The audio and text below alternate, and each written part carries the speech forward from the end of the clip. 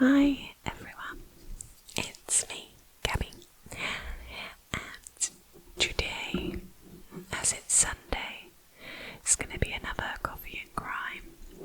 So we're going to look at the criminal journal again and pick some lovely stories off there for you. I don't actually have coffee today, I have juice, but that's because I'm a little bit too hot. This weather, it's not great. Usually in England we moan because it rains all the time, but we've just had heat this weekend. I think Friday where I am it was 36 degrees, and that's hot, very hot for the UK, especially in summer. Weirdly, we tend to get random heat other times. But yeah, it's very hot. I could not live somewhere where it was hot all the time because I moan about the heat. Yeah, anyway, let's get started. So, I thought that we could do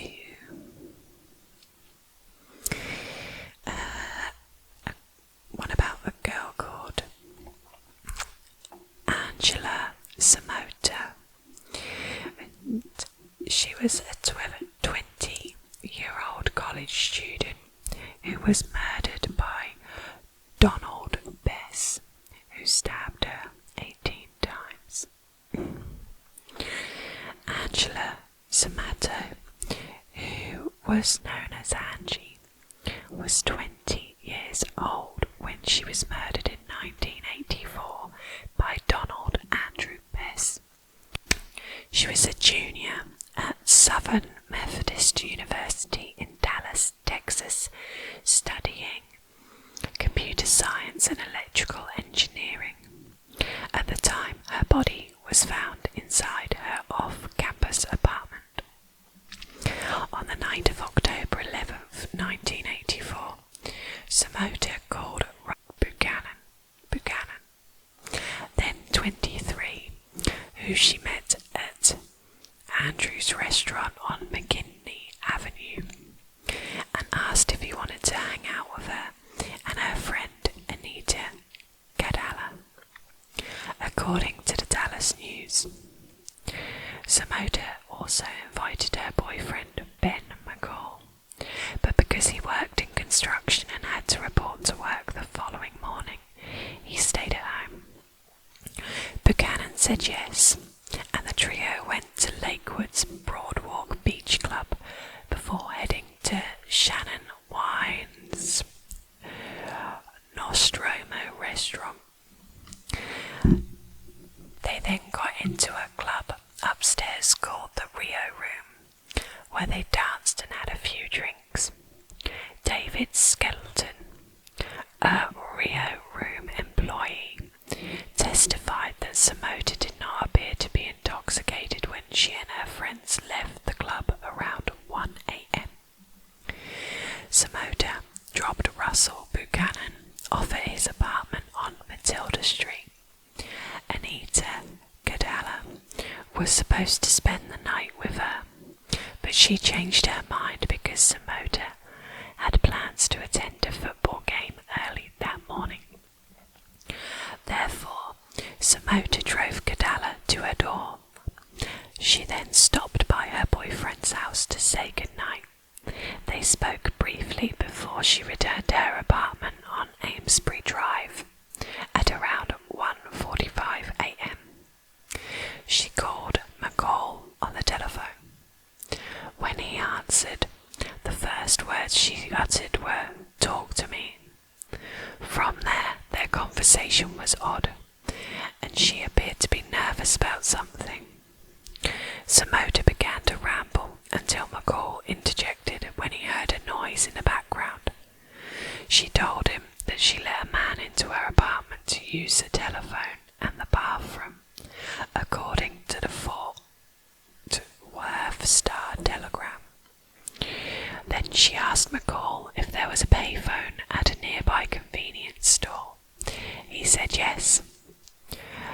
That's when she relayed the information to the man in her apartment before telling McCall that she would call him back. Big mistake. Samota never called back, so he called her, but got no response. Ben got in his truck, grabbed the cell phone, and he called her several times as he drove to her apartment, and again he got no answer. When he got to her second floor apartment, he knocked on a door but no one responded. He then tried opening the door but it was locked. So he drove to the convenience store that Samota talked about, but she wasn't there. Ben drove back to her apartment and called 911. Police officers arrived at the apartment and kicked in the door. Upon entering, they found Angela Samota dead. Her naked body was on the bed, covered in blood. Her legs were dangling on each other side of the bed, and her eyes were open. Samota's remains were transported to the state's medical examiner's office for an autopsy, which revealed that she had been stabbed in the chest 18 times. 10 of the wounds went through her heart and lungs. The results also indicated that she had a blood alcohol content of 0.9 and she had been sexually assaulted moments before she was murdered. Dr. Claudia Werner, an obstetrician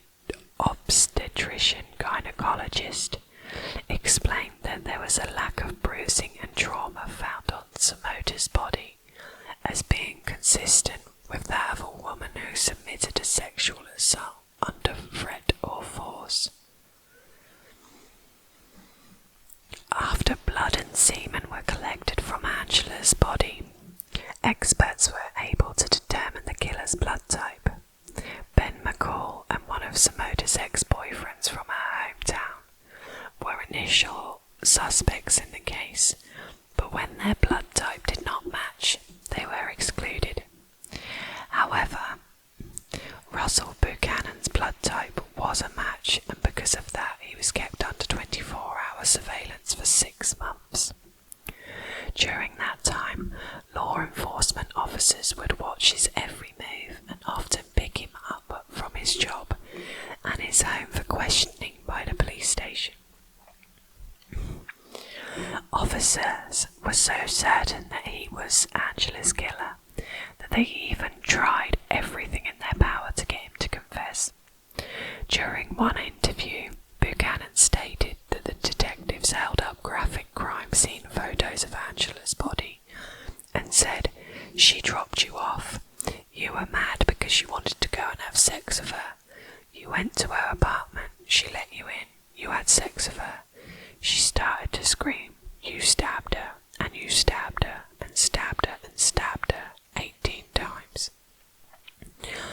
When they didn't get a confession or find any forensic evidence that would link him to Angela's murder, the case went cold, and by the summer of 1985. But more than 20 years later, in 2008, detectives reopened the case after Angela's friend and college roommate Sheila Wysocki made nearly 700 calls to the Dallas Police Department insisting they take another look at Samota's case.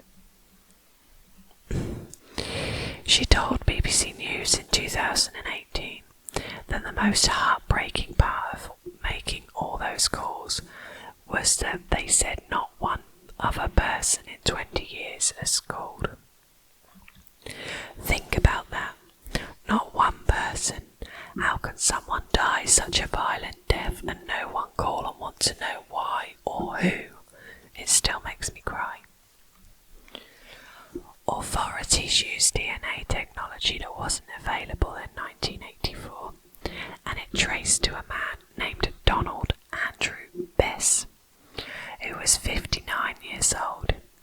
He was then charged with capital murder in the death of Angela Samota.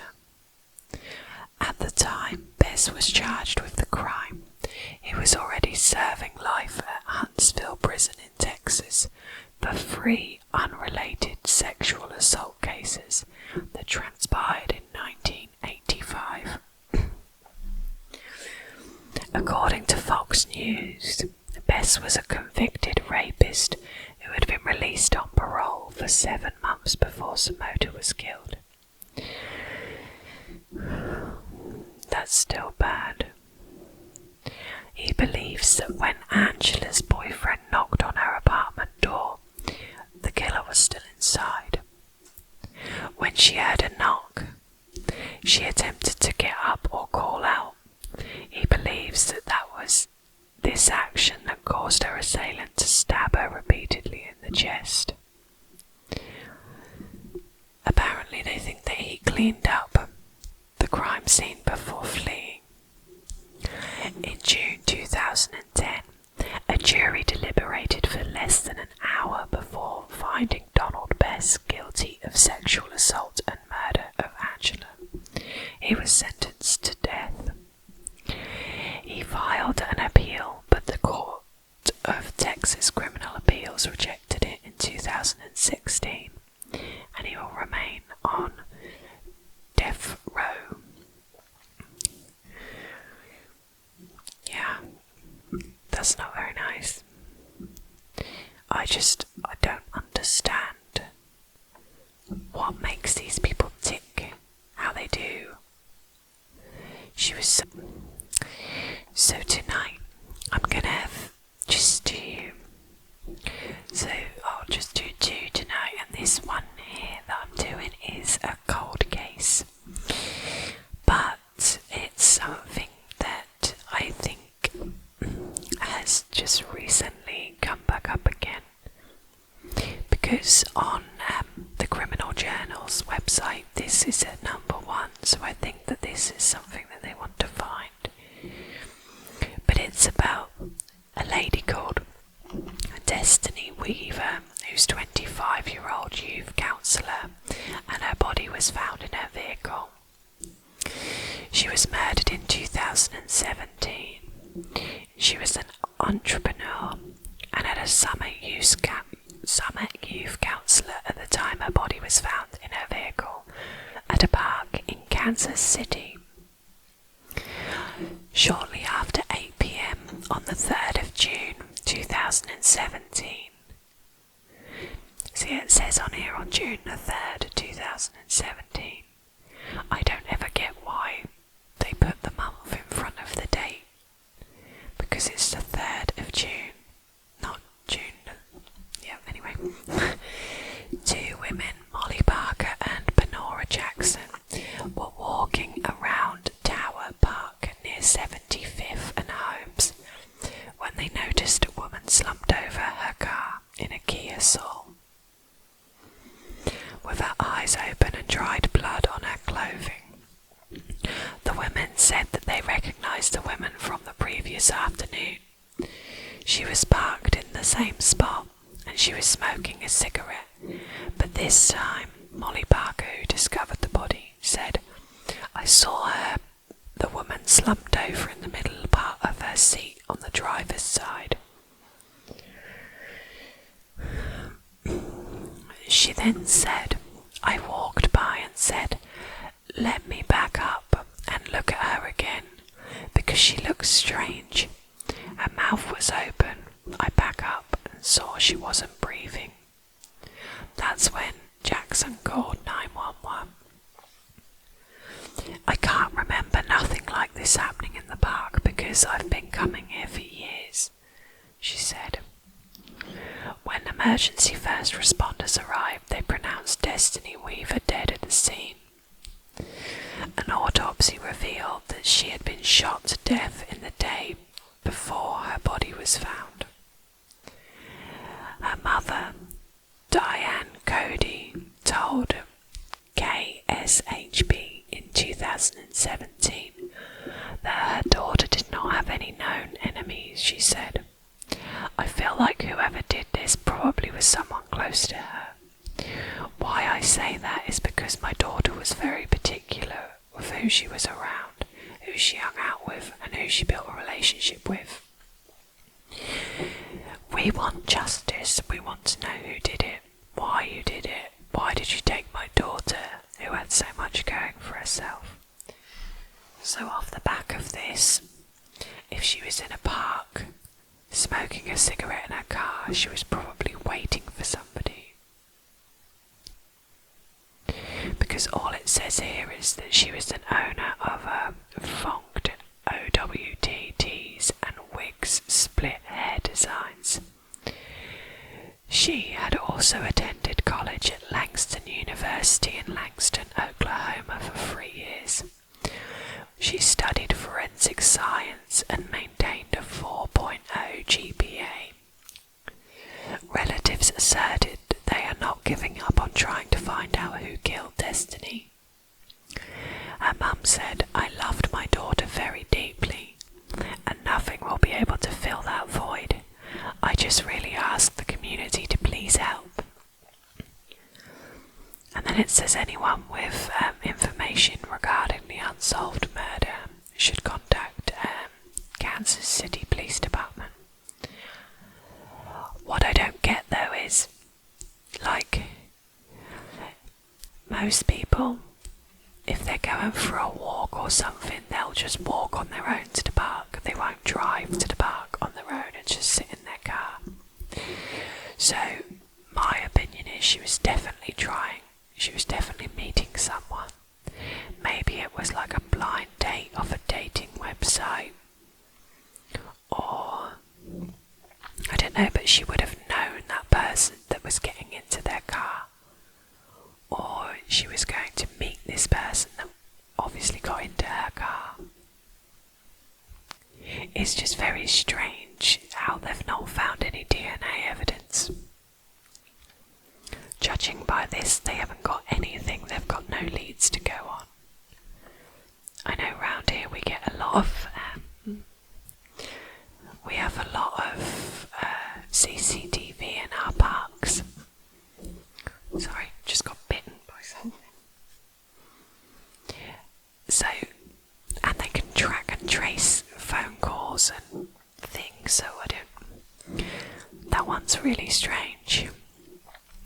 But yeah, it's getting a bit dark in here. I'm gonna go. I hope you've all